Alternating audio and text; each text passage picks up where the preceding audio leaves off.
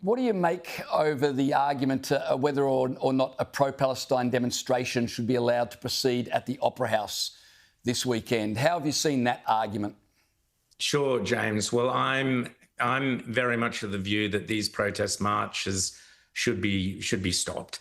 Writing in next week's Spectator Australia, Peter O'Brien has a very good article on the legal way that this should and could and ideally would be stopped. I won't go into that legal argument, but it's a very sound legal argument. But more importantly, James, people go, oh, I'm a free speech absolutist. Absolutely. But this is not a question of free speech. Every discussion or philosopher going back as long as you want to go on free speech recognizes, and it boils down to the idea of you can't yell fire in a crowded room or a crowded cinema or whatever. Free speech that incites potential violence via harassment, intimidation, mob rule, that sort of thing, has always been outside the bounds of free speech.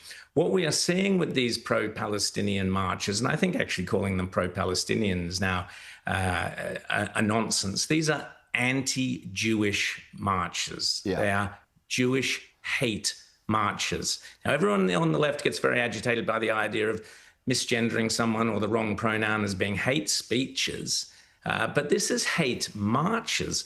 This is intimidation of the public square in a massive way. The Nazis used to do this with their great marches, with, taking over areas. Fascists have done it, communists have done it, totalitarians do it all the time with the flags and just taking over the public space. It's obscene.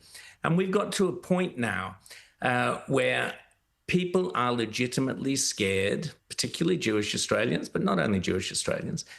People are scared to go into, say, the CBD of Melbourne or Sydney on any given weekend because they're likely to be confronted by this sort of harassment, intimidation, threats. And let's not forget, James, that the free speech that is so-called free speech that is being given voice to here is phrases that are war phrases. Exactly. From the river to the sea. Yeah. Globalize the Intifada, the documentary which is about to come up in a few minutes. We'll go into this in more detail.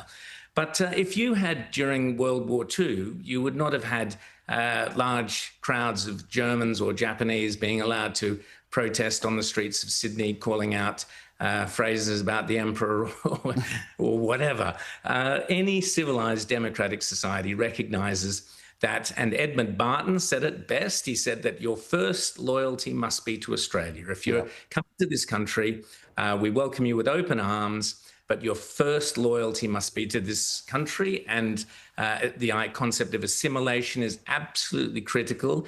And we will tolerate anything in this country so long as we ourselves are tolerated. But it is very clear, not only from the fringe lunatics, but from a vast number of individuals on these marches carrying posters of the Ayatollah, Hamas badges or whatever they might be, death to Australia, death to France if you're in France, death to England, whatever it is, death to the IDF, all this sort of stuff. It's very, very clear that there is a very aggressive, violent aspect to this. Absolutely, there is.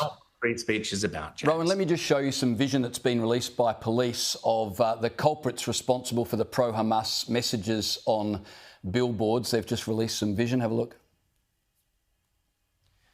You can see there that they've captured images of the people they believe responsible. They've released these images in the hope that someone may recognise these people. I'd suggest they're pretty hard to identify, but certainly hope these culprits are found. Rowan, we've only got a couple of minutes, not even that. But, I've stopped calling these protests because I'm not sure what they're protesting against. I feel like they're demonstrations, and they're demonstrations of hatred, intimidation and control. And I'm not sure our politicians really understand this. They said it was insensitive to protest on October 7. I think the point was to be insensitive. James, you're 100% correct, and you put your finger on it. Our politicians are either too thick, too lazy, or too cowardly to actually deal with what is happening here. It's a global phenomenon, and it's all to do with hatred of the West and pushing an aggressive agenda. It absolutely is. You're 100% correct, James. Rowan, thanks so much. Always a delight to talk to you. Thanks for joining me tonight.